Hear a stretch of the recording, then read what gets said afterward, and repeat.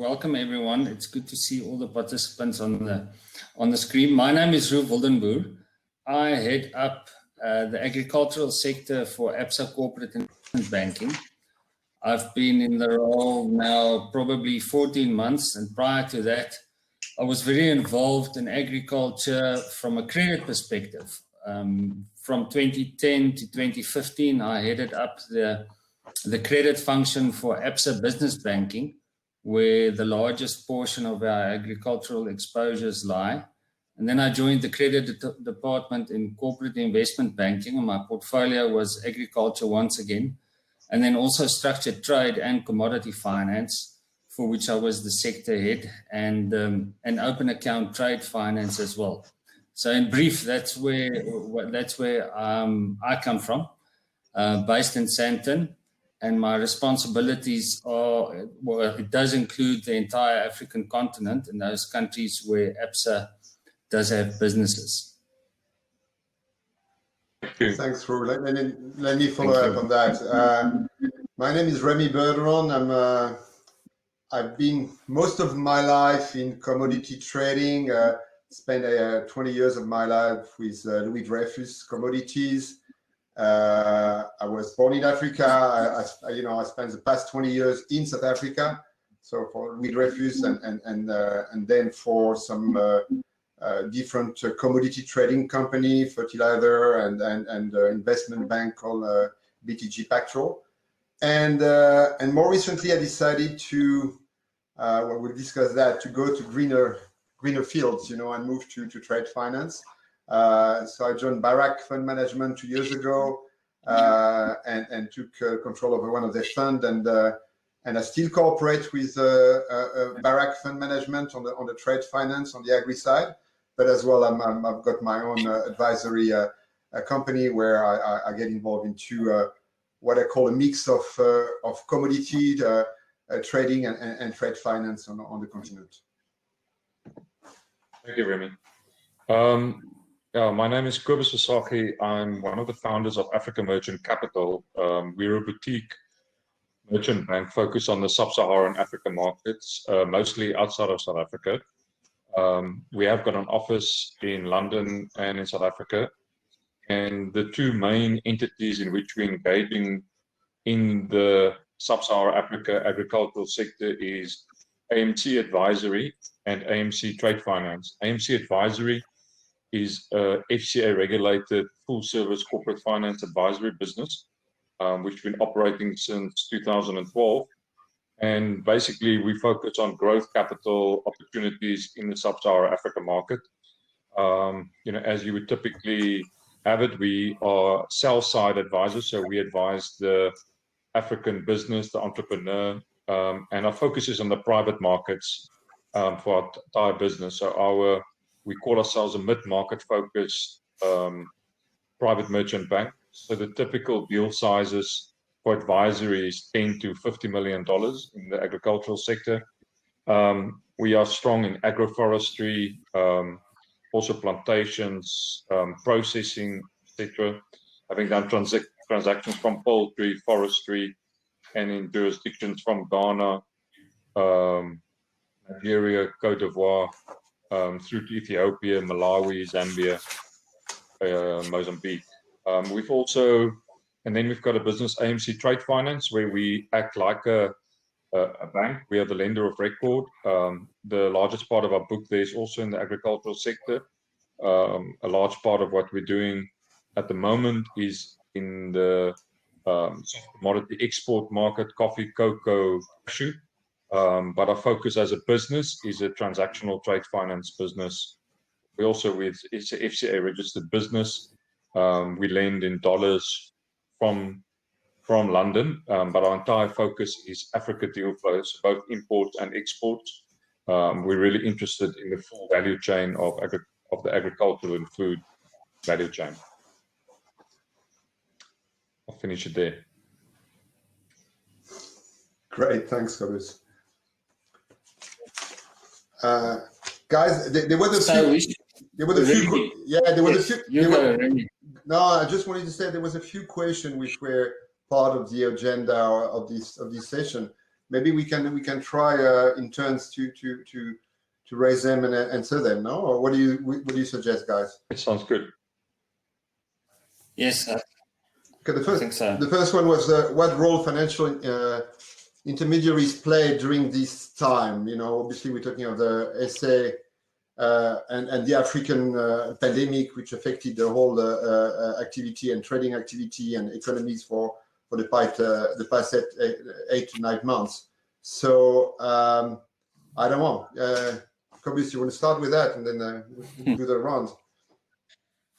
So I think, you know, what we see in this time, obviously there's a significant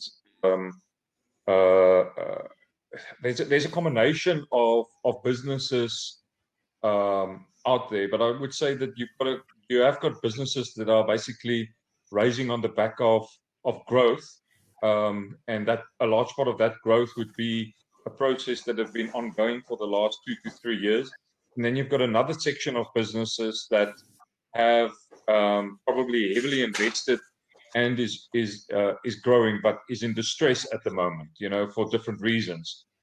It's also clear that you know, I would say as a non non-high street commercial bank, we're obviously getting the message as an alternative finance provider that the facilities that have been available in the past have been locked up. And so there's a big demand in the alternative finance sector now for alternative structures. Now, it is, I would say there's quite a need then for intermediation from the perspective of, because facilities outside of the normal bulge bracket banking world looks different and is structured different. You know, it's if you're in a RU, in an ABSA, in ABSA, obviously that bank has typically got certain securities with regards to fixed assets, and is intrinsically engaged already in the client for quite a considerable time. It takes quite, it is now almost an educational process to get clients to understand what a transactional trade finance facility would look like, or what are the alternative forms of asset finance that's available in the market. I would say that's what we're probably finding the most in the market. I would say that at the same time that you have this need for finance, and possibly, as if I don't put the trade finance hat on, but rather look at from advisory perspective, obviously what we're also experiencing is that the development finance institutions are focused on their own current portfolio positions, rather than having the capability now, you know, over the course of the last 6 months to take on large new opportunities and respond to that in a way that's going to make a significant difference to any business in 2020. Yes, Kobus. I mean, I think you touch on a very important point as far as banks and current portfolios are concerned. And I think that's where COVID, if there's any positive effects of COVID, for me, it will be hopefully the importance of agriculture that's been re-established or emphasized as firstly a production area, but also as an investment area.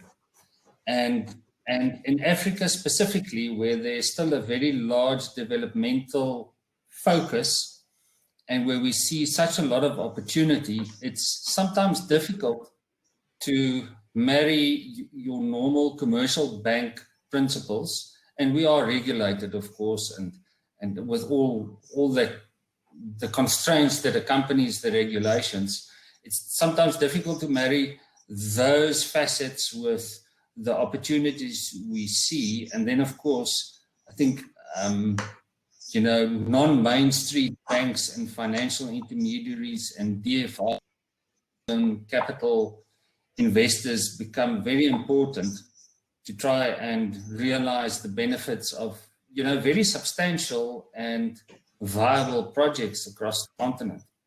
I think from our perspective, what we saw as a bank during the COVID crisis across the region was a couple of things, right? Obviously, if we look at our role is to provide CapEx and working capital funding. And what we did see was that there was a very large increase in demand for working capital because port closures and port delays led to clients having to hold on to their stock a lot longer. So we had to fund it a lot longer on some of our commodity structures. That was one, and I suppose for some it was a positive problem to deal with.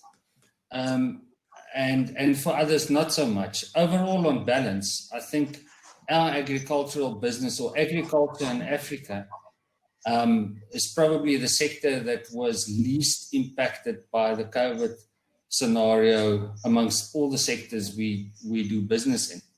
So clients had to very specifically search for different markets because of port closures. You had scenarios in Saudi Arabia, for instance. So we had to contend with that. And I think the banking sector and trade finance sector generally, I think that did very well there. And then also we had to assist clients, or what we saw is that clients had to look for different markets. And that was quite surprising for me, is to see how resilient the agricultural sector was in finding different export markets, provided that your product is of good quality. And if you have a decent brand. I saw some businesses, for instance, that increased their exports to the USA, for instance, 5-fold this year compared to last year. So COVID was bad, but there were certain substantial sectors in agriculture that actually benefit nicely from this crisis. It's ironic to say that, but that's really what we saw. And that's unlocking a lot of opportunities in terms of export demand. Countries that has now tasted Africa's produce, whether it's macadamias or avos or cocoa or citrus or bananas, it's established some players in the market very well in some overseas markets where they weren't active before. Yeah, I think that's a very true observation. If I can bounce back on that, thanks for. I can't agree more. I think the agri sector has performed amazingly well over the past 8-9 months. I operate, with the Barrack Fund, East, West, and Southern Africa, and I can tell you, I mean, you know that the business has continued.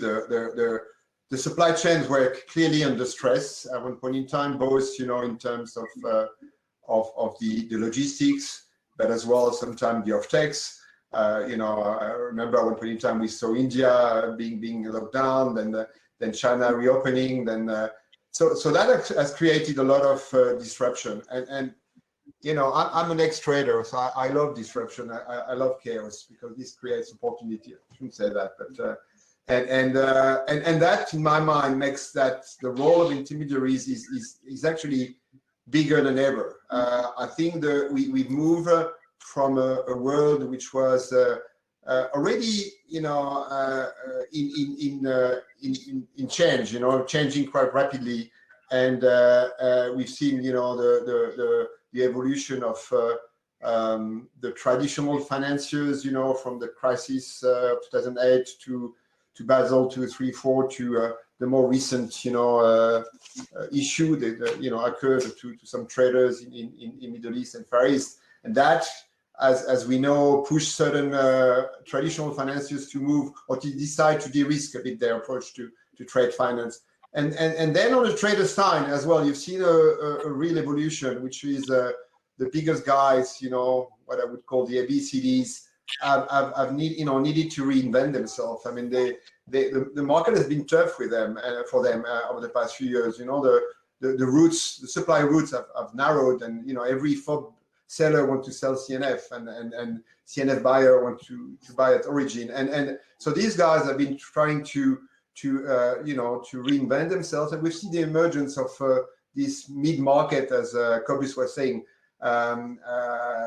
population of traders, of agri-processors, of exporters, which in a way we're there, but now with this new landscape, I think this is creating a huge opportunity and opportunity gap as well for financiers and for intermediaries because of this disruption, because the fact that we cannot meet the people we used to meet, we cannot do the DD what we used to do, we cannot put together deals as easily. We, and I'll say we collectively as intermediaries, we have a role to play to bridge this gap so that we actually will put our name and our knowledge to make sure that whenever the finance and liquidity is available, it match the needs. And in my mind, and I'm sure you agree, the needs is bigger, and it will be bigger than ever going forward. So for me, I see that as a real opportunity and a real interesting time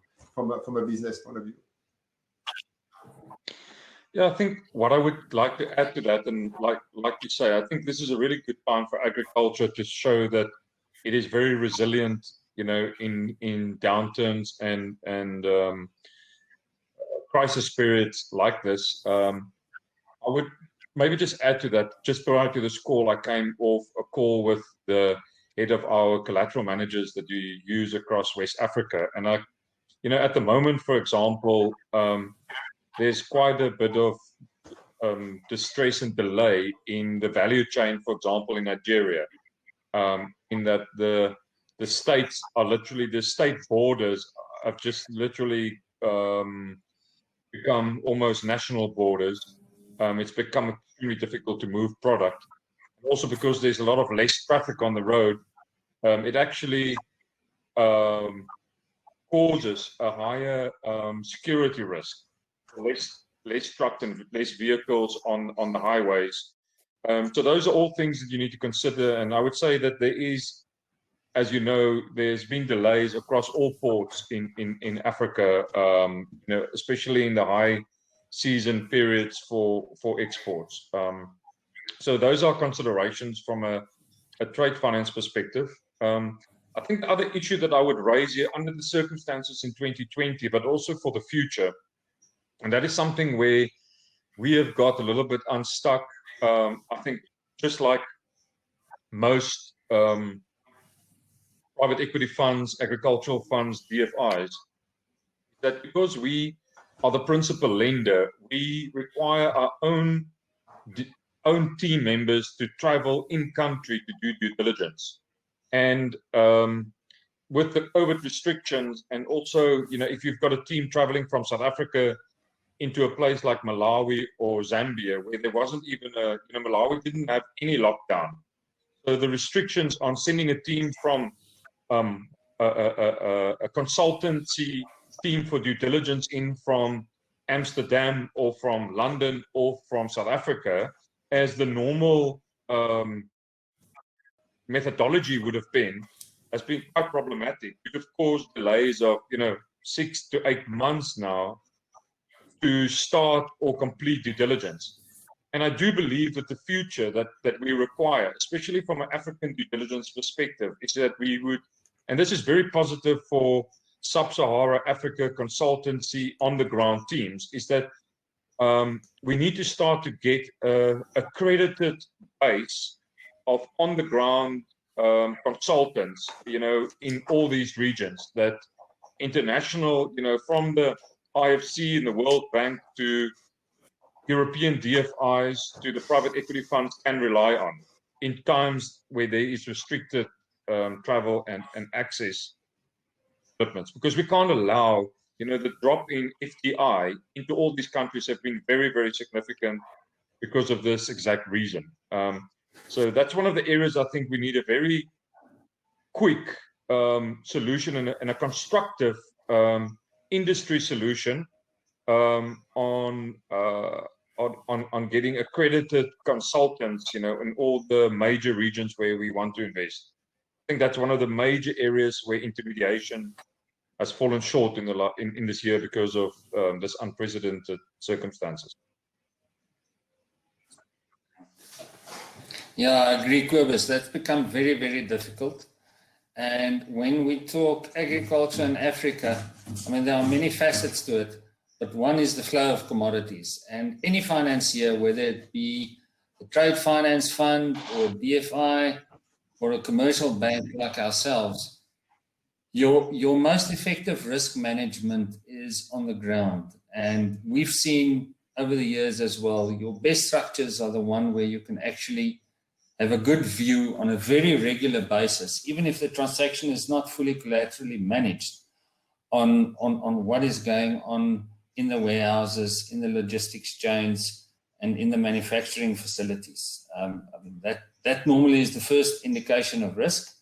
And let's be honest, the COVID structure, and I don't think it's any secret, the COVID crisis has impacted financial sector players' ability to extend balance sheet and to actually manage transactions. I think, and I do think it's going to be a short-term blip, because if you want to be active in agriculture, you need to have a very long-term view, right? So there's a short-term hump we have to get over, both in terms of practical capacity and then also balance sheet. It's going to take a while for banks across the world, and definitely restore their balance sheets where they can lend more freely. So it is a factor that I think is a negative as well. The positive I see for Africa is the fact that I think the importance of agricultural produce in the developed world, I think, has been accepted as a given for a very long time.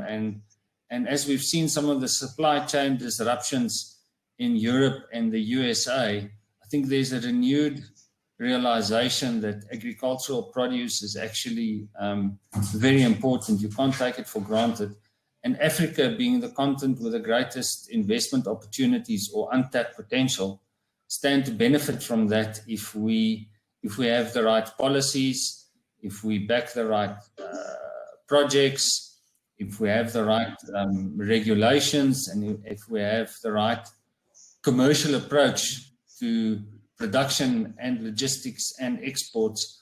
I think African countries are long-term wise going to, or we've got the potential to benefit if we can get some of these building blocks in place. Because the investment interest in agricultural production and export, as you would know, is very high. It's still very high. I speak with investors and clients almost on a weekly basis about new projects. And I think that's one of the peculiar things of agriculture. There's a bit of an emotional tie, I think, to agriculture, and investors know that you must have your eye on the long term. You know, short-term blips and seasonal and cyclical blips you're going to get, but you have to build your investment plan along the long term. And because of that, I think there's very solid interest and enthusiasm for agriculture as a business area in Africa. Yeah, no, I agree. I think, I mean, as far as I'm concerned, I see agriculture as a big winner for Africa going forward. You know, the rest of the world realize that you know, we are part of the food basket and the necessary supply chain to feed the rest of the world as well. Despite what we were anticipating as being a catastrophe, and despite some issues, you know, from, you know, in certain countries, I mean, I see the trade routes have actually performed quite well. You know, I was expecting, you know, a total disruption. It never happened. You know, somehow these trading routes, these traders, these exporters found a way to operate. So yeah, I think, you know, one of the questions we were asked is, as the traditional roles, you know, during this pandemic have changed drastically.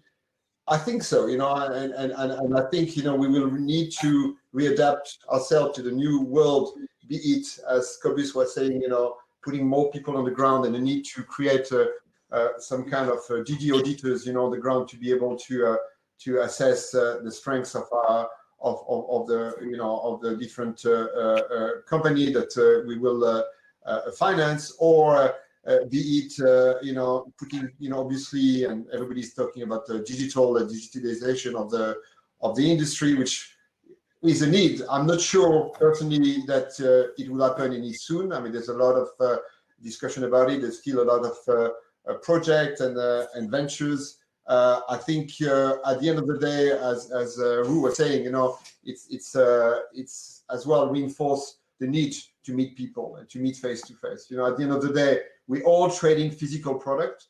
You can have the best collateral management agreement, the best term sheet, the best structure in place. At the end of the day, if you cannot be sure beyond your paperwork of what's in the ground and if this inventory is well secured, then we shouldn't be in this business. So for me, it reinforced despite this drive towards digital, the human dimension of our business and the need to keep on being there and being alert and being on and watching is happening. But as I said, I'm very positive going forward for the industry, and I see a lot of growth prospect for this side of the industry. Ru, if I may ask you a question, from your perspective, what is the agricultural focus, as a principal lender in Africa? What are the target areas for ABSA in 2021, as an example? Yes. No, it's a good question, Kobus. I think I'll answer that by focusing on two different markets. Right? The first one is that in the primary production area, Africa is still characterized by the fact that a lot of production takes place on a small scale basis. And that's how it is currently. I think there's going to be a lot more commercialization as time goes by.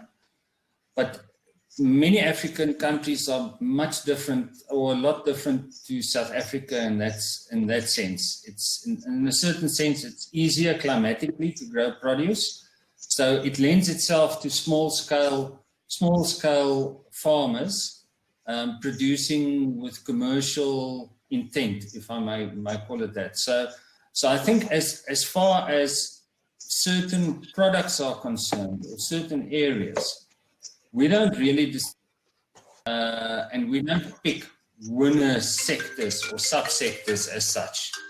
We follow a bottom-up approach when we look to clients and to viability. I think it's very dangerous to say I'm going to back wheat or I'm going to back lentils.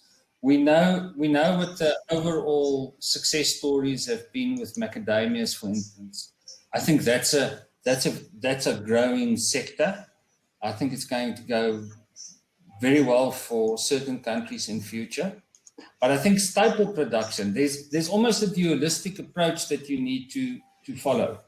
On the one hand, you have got the importance of food security, and I think that the crisis have shown certain countries that food security is something that you must really concentrate on. And food security is about producing staple foods. So I think countries like Kenya and Tanzania and Uganda and Ghana and some of the West African countries can really expand in their staple food production.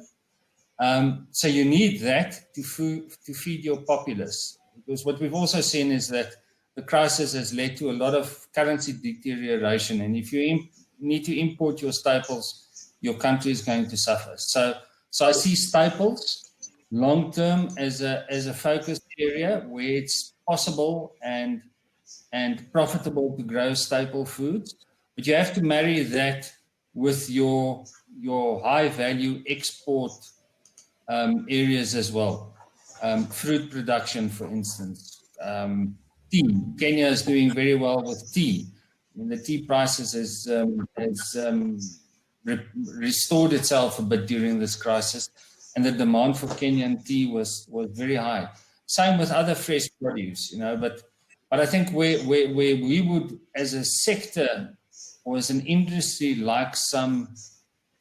where the industry could benefit a lot, would be an investment in infrastructure, not only physical, but in market infrastructure as well in some African countries. I think there's some very easy wins that can be had in terms of exports if we look at export regulation and policies and policy certainty, for instance.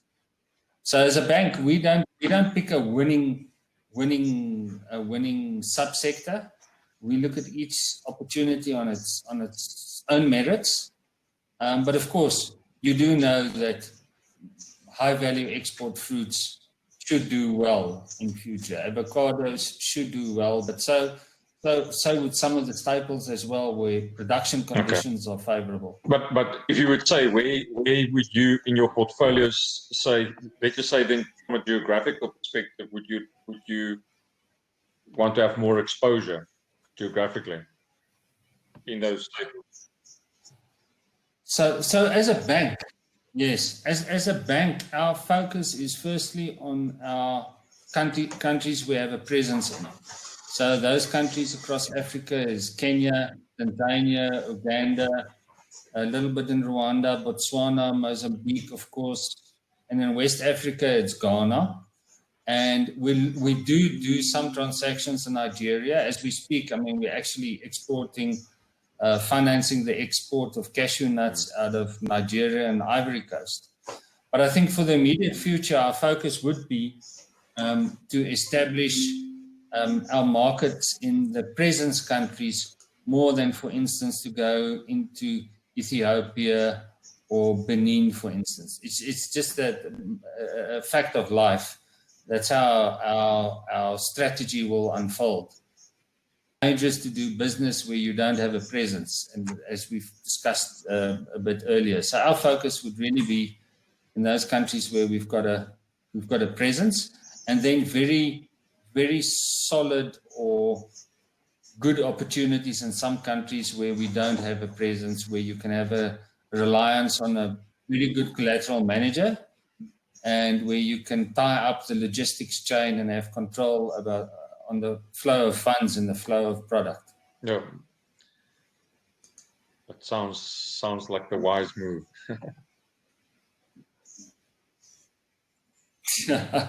Well, you know what? That's the interesting thing. History can either prove you